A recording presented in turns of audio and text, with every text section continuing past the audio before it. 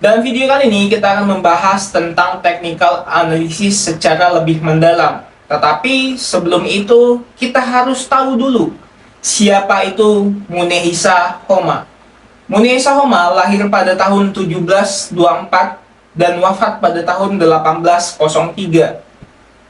Dia adalah seorang pedagang beras dari Jepang yang dijuluki Bapak Technical Analysis.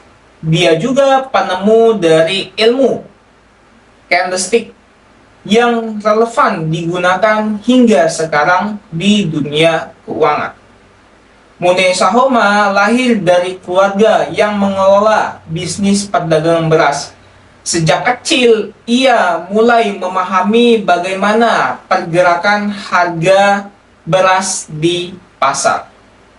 Kita mundur di abad 18 di Jepang, yang mana beras ini bukan hanya sebagai makanan, tetapi komoditas utama yang digunakan sebagai alat pembayaran dan investasi. Ketika mulai berdagang, Homma menyadari bahwa harga beras ini tidak hanya dipengaruhi oleh supply dan demand saja, tetapi dipengaruhi juga oleh faktor psikologis dan emosi dari manusia. Dari itu pun, Homma mulai mencatat harga beras harian dan mulai menyadari bahwa adanya pola atau siklus yang berulang dari harga tersebut.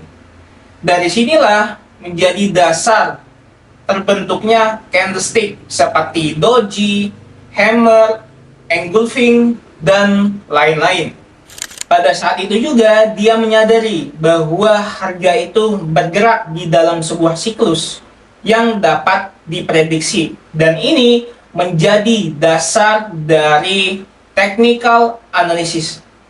Diceritakan pula bahwa Homma pernah melakukan 100 transaksi dan 100 transaksi tersebut berhasil secara turut-berturut dan ia dikenal menjadi pedagang sukses di Jepang pada saat itu. Homma pula dengan kesuksesannya itu dia diangkat menjadi penasihat keuangan di Jepang pada saat itu dan diberikan gelar samurai.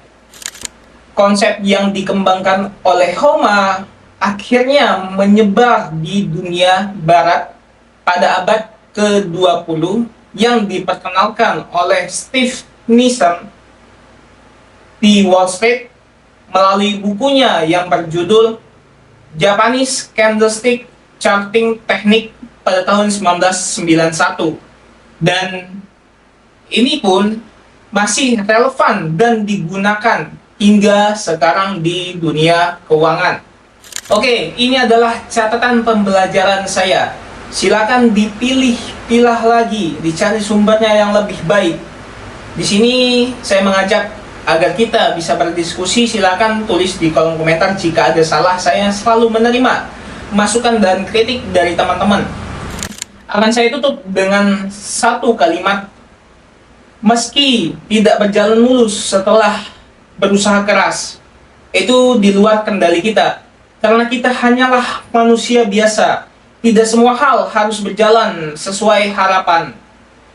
Kitalah yang menentukan kebahagiaan kita. Yang terpenting adalah masa kini dan lakukan yang terbaik.